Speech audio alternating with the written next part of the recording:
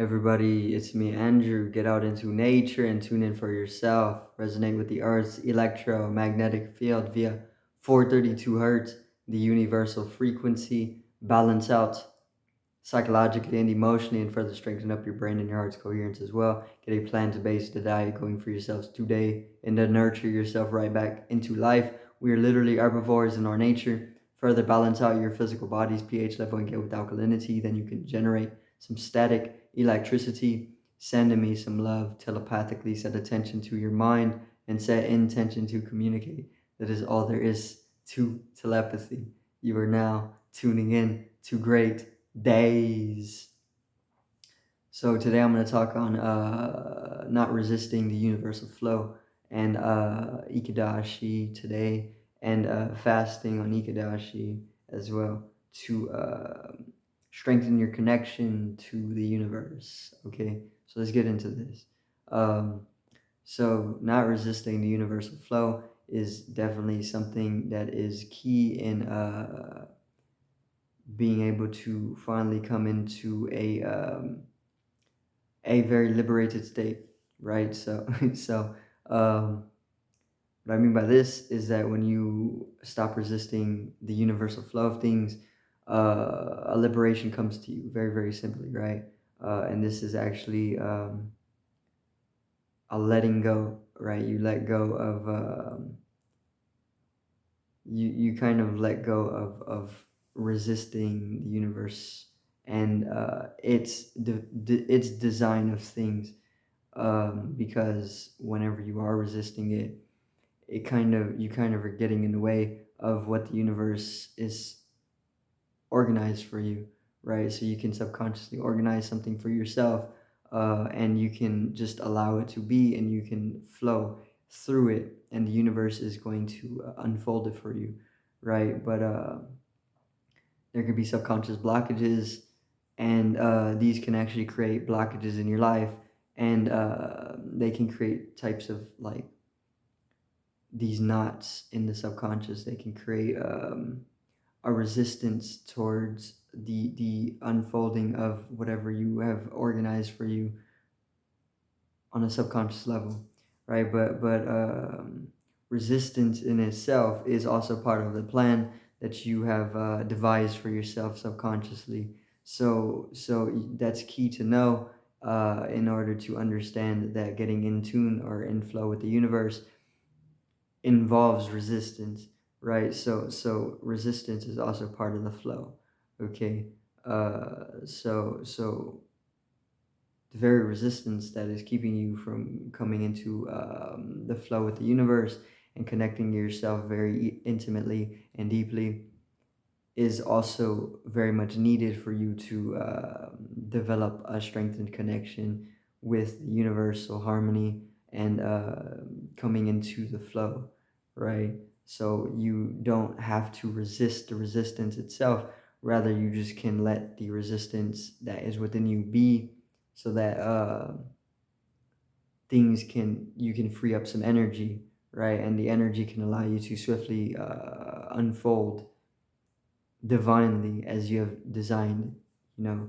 So uh Ikadashi, today is Ikadashi. Today you would fast, because today is one of these special days where your body, if you fast, is going to benefit you more, right? So fasting is actually one method that you can use for being able to connect to yourself with the universal flow a little bit easier, because when you fast and you're empty stomached, um, you connect yourself more with the universe, very, very simply, right?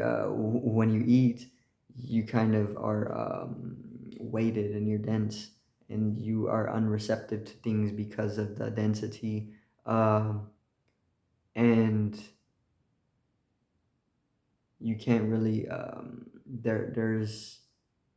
there's more corruption in the picture when there is when you're eating, or when you have food in your stomach, and the corruption can actually bring you out of the universal flow, and it can disconnect you if you maybe if you eat too much, or if you eat like bad food, that's going to make you sick, then it's going to disconnect you actually. So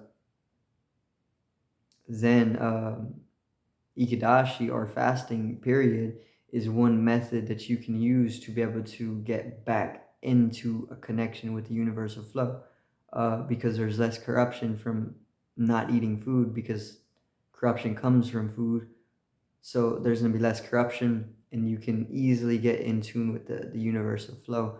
And you can feel things very, very, very sensitively, or you're much more sensitive when you are empty stomached, and when you are in a lightheartedness, and when you are, or just lighter density, you can connect with the universe, right? And then you can easily connect with your higher self, right? When you are fasting or empty stomach. Um, so Ikadashi, today is Ikadashi, and fasting, it can actually help you come into the universal flow.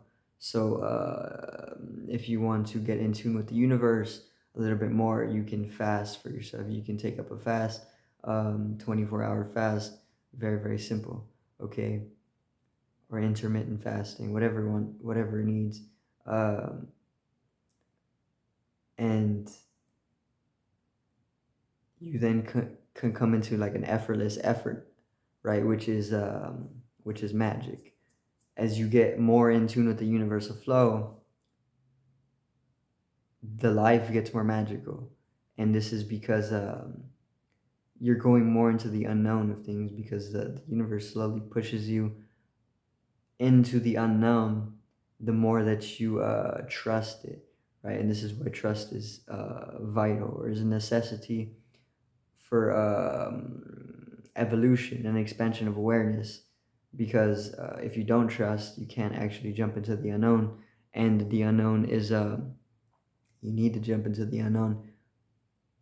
Otherwise, you can get caught in like reality tunnels and things like this. It can lead to attachment and stagnation of evolution, right? But when you allow the universal flow to take its course, and it then sends you into unknowns, then there's a lot that you can experience, which is going to show you and progress your soul. So, um, fasting is one way to do this, right? You can fast, you can go empty stomached for a little bit, and you can lighten up, and you can become more receptive, and it's even going to boost your intelligence as well. Um, and it's pretty much a cleansing, right, of the inner body and outer body. So very much needed. Not a lot of inner body cleanses are going around, right? And people don't actually know that their inner body needs a cleanse, because it does need a cleanse, because you can grow parasites, right? And all animals know this. Animals easily know that they can grow parasites, right? Which is why you'll see animals eating grass and throwing it up to clean their stomach. But humans, we kind of grew accustomed to overeating and things like this, especially fast food and processed foods and things like this. There is plenty of parasites in this food, right? So if you're eating it all the time, and you're just building a microbiome that is going to support parasitic attachments or parasitic infestations, then it's going to do damage to your system, and you're going to start growing mentally ill on a level that is going to become subconscious and then unconscious if you don't tend to it, right? So you can just get rid of all that as well if you're fasting, or you can just take up a healthier diet, and this is what greens are for. Greens are going to actually help you to clean the stomach, right? Like cats and dogs, they eat grass and throw it up because they're cleaning their stomachs from parasites. And you got to do the same thing, because you're not like exempt from parasitic attachments. Parasites are everywhere, and they grow within your body, and you need some parasites, right? But it can overgrow, and if they become too much, they can even grow into your brain, and and if they grow into your nervous system and your neurological structure, you become a parasite, right? So you don't want to you you don't want to have these parasites in you. You want to clean them. You want to fast, right? In order to keep your body free from the parasites, and in order to like keep away the parasitic invasions, right, on the microcosmic level. You don't want this to happen. Fast food corporations are heavily supporting the parasitic invasions, right, which most of humanity is parasitic, right, because we're living disharmonious and cancerous to the world. Um, and most people are living on fast food as well, right? And they forgot that parasites can grow in the body, and fast food corporations are some of the dirtiest places um, handling food, right? So there's definitely parasites everywhere. Um, but you need some, is what you got to know. You need a little bit of them to keep your system going, right? But they can overgrow, and you don't want that to happen because they can cause severe mental illness if you let them overgrow, right? But mental illness is also the societal custom. So we're growing unconscious of mental illness in collective, right? Until there's a physical manifestation from the collection of the mental illness taking place, which can result in a type of self genocide or something, you know. Anything like this can happen from it. And to heal all this, you can do things like fast. You can go outside, spend more time in nature. Nature is going to heal all this for you magically, you know, because nature is of a higher energy. Um, and you can spend less time away from technology, because technology is literally one of the catalysts for bringing all of the societal elements and disharmoniousness together, you know, like it's entangling us more into the things that are not helping us, right? But it can be used as it's a tool, right, for convenience sake. But it is easily being used to be able to support the systems of humanity's extinction or whatever it is, you know.